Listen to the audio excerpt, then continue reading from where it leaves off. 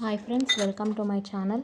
ముందుగా ఒక బౌల్ తీసుకొని ఒక కప్పు మైదా లేదా గోధుమ పిండి తీసుకోవాలి. అలాగే ఒక స్పూన్ సూజీ రవ్వని యాడ్ చేయాలి. ఒక పించ్ ఆఫ్ సాల్ట్ని యాడ్ చేసిన తర్వాత ఆయిల్ని హీట్ చేసి అది వేసుకొని వీడియోలో చూపిస్తున్న విధంగా కలుపుకోవాలి.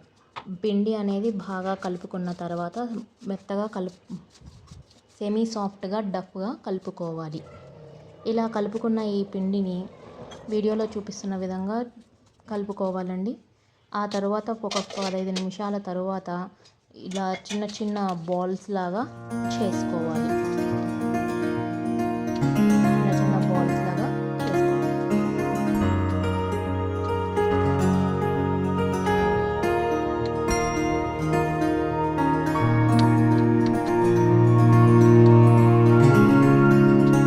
ఇప్పుడు ఈ బాల్స్ని ఫోర్క్ని ఉపయోగిస్తూ వీడియోలో చూపించిన విధంగా ఒత్తుకోవాలి. లేదు గవ్వల పెట్టేగా ఉంటే మనం దాంతో అయినా చేసుకోవచ్చు.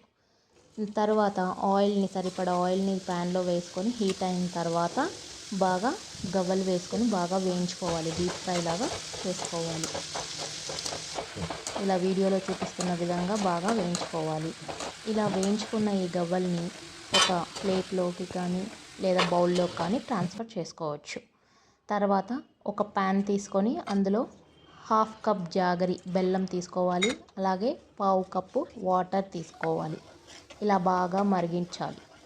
ఇలా బాగా మరిగించిన తర్వాత ఇలా వీడియోలో చూపిస్తున్న విధంగా తీగపాకంలాగా రావాలి.